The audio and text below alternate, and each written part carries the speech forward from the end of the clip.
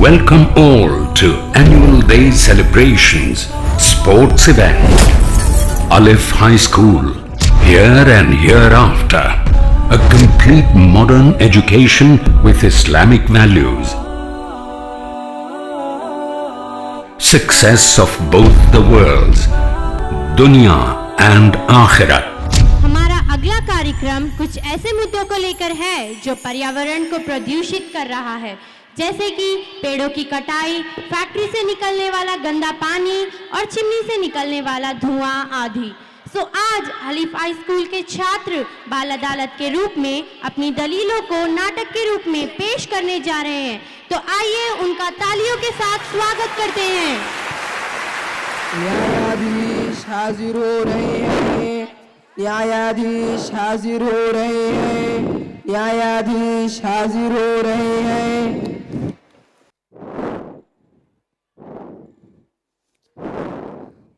Order order, आज का पहला मुकदमा प्रस्तुत किया जाए। न्यायाधीश जी प्रणाम। आज का पहला मुकदमा लकड़ी के व्यापारी घीसाराम के विरुद्ध है। उस पर यह आरोप है कि वह अंधाधुंध पेड़ों की कटाई करके जंगल को वीरान कर रहा है। अभियुक्त घीसाराम को हाजिर किया जाए। घीसाराम पुत्र बीकाराम हाजिर हो, घीसाराम पुत्र बीकाराम हाजिर हो, घीसाराम पुत्र बीकाराम हाजिर हो।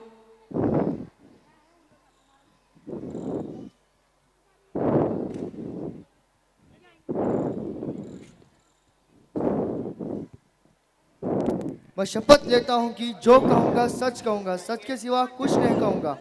हेलो घीसाराम, आप पर जो आरोप लगाया गया है उसके बारे में क्या आप अपनी सफाई में कुछ कहना चाहेंगे? न्यायाधीश जी, जो भी मेरे पर इल्जाम लगा हुआ है बिल्कुल बेबुनियाद है।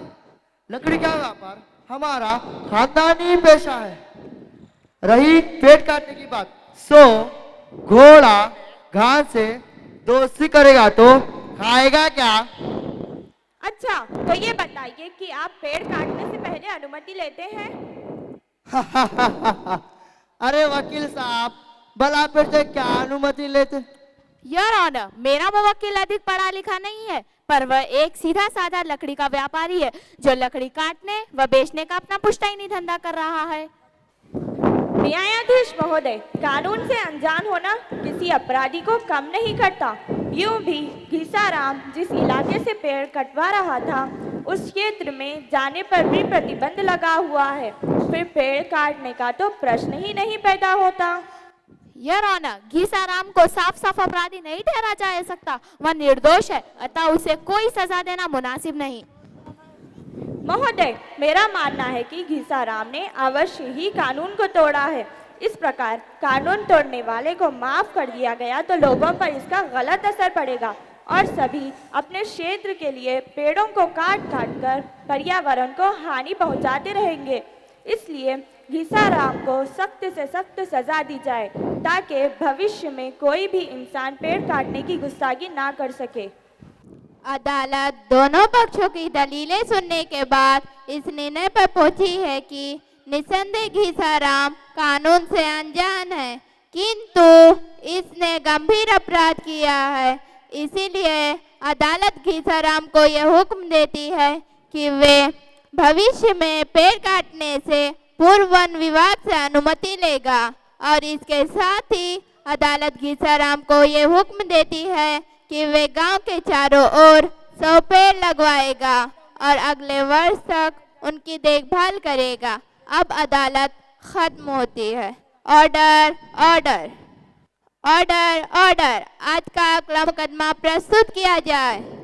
न्यायाधीश जी प्रणाम। आज का पहला मुकदमा गांव के बाहर लगी फैक्ट्री के मालिक सेठ किरोड़ीमल के विरुद्ध है। उस पर यह आरोप है कि वह फैक्ट्री में से निकलने वाला गंदा पानी और तमाम कूड़े कचरे को गांव के पास बहने वाली नहर में फेंकता है, जिससे नहर का पानी प्रदूषित हो रहा है।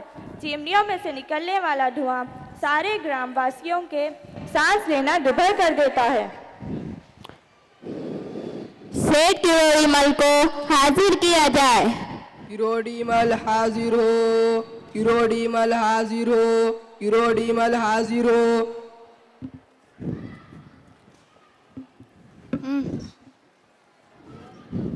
मैं शपथ लेता हूँ कि जो कहूँगा सच कहूँगा, सच के सिवा कुछ भी नहीं कहूँगा। किरोड़ीमल जी, आपकी फैक्ट्री कब से चल रही है? यही पिछले 4-5 वर्ष से। अच्छा, तो ये बताइए कि आप फैक्ट्री में से निकलने वाले गंदे पानी को कहाँ फेंकते हैं? वकील साहब, गंदा पानी कहीं बाहर फेंकने की क्या जरूरत? पास में ही एक नहर बहती है, उसी में फैक्ट्री का गंदा पानी बहकर दूर चला जाता है। सेठ जी, क्या आप जानते हैं ऐसा करके आप नहर के पानी को भी प्रदूषित कर रहे हैं? वकील साहब, आप कैसी बात करते हैं? हमने तो बचपन से ही बड़े बूढ़ों से सुना है कि बहता पानी तो सदा शुद्ध होता है, भला उसे कौन प्रदूषित कर सकता है? आप पर ये भी आरोप है कि आपने गांव की हवा को भी अशुद्ध कर दिया है। योर ऑनर, मेरे मुवक्किल पर लगाए गए आरोप बिल्कुल बेबुनियाद है। असलियत यह है कि सेठ किरोड़ीमल साधारण मिस्त्री से सेठ किरोड़ीमल बना है, इसलिए गांव के लोग इससे ईर्ष्या करते हैं। उसने बाकायदा अनुमति लेकर गांव के बाहर फैक्ट्री लगाई थी। अगर गांव ही फैलते फैलते वहां पहुंच गया तो इसमें किरोड़ीमल का क्या कसूर? न्यायाधीश जी, मेरे साथी वकील ने तो वही बात कर दी। योर ऑनर, चोर कोतवाल को डांटे। योर ऑनर, मेरी बात अभी खत्म नहीं हुई। Order order, objection rejected.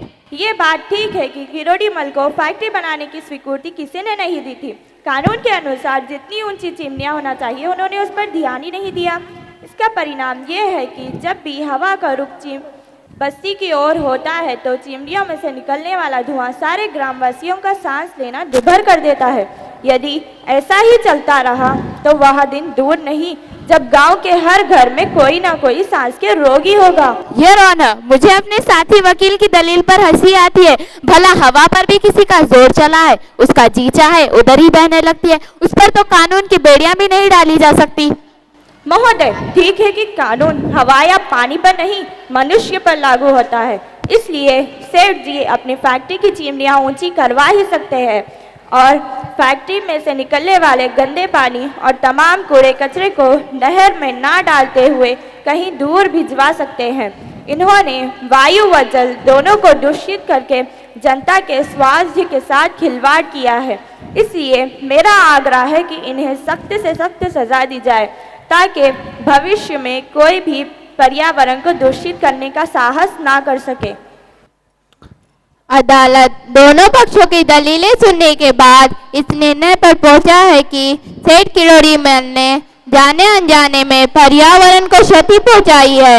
इसीलिए अदालत सेठ किरोड़ीमल को ये हुक्म देती है कि वे 1 सप्ताह के भीतर अपने फैक्ट्री के चिमनियों को ऊंचा करवाएं और इसके साथ ही फैक्ट्री से निकलने वाले कूड़े कचरे को आज से ही नहर में डालना बंद कर अपने खर्चे पर उसकी सफाई की व्यवस्था करें। अब अदालत खत्म होती है। Order order. इनके मुकदमे में न्यायाधीश ने तो बता दिया कि कसूर किसका था। अब मैं आपको बताती हूँ कि आपका परफॉर्मेंस कैसा था। बढ़िया था भाई, बहुत बढ़िया था। तो बताओ तुमने इनसे क्या सीखा? Before you cut a tree, plant more trees. Avoid deforestation, and before releasing the waste in the water, neutralize it, and even install tall chimneys in the factories.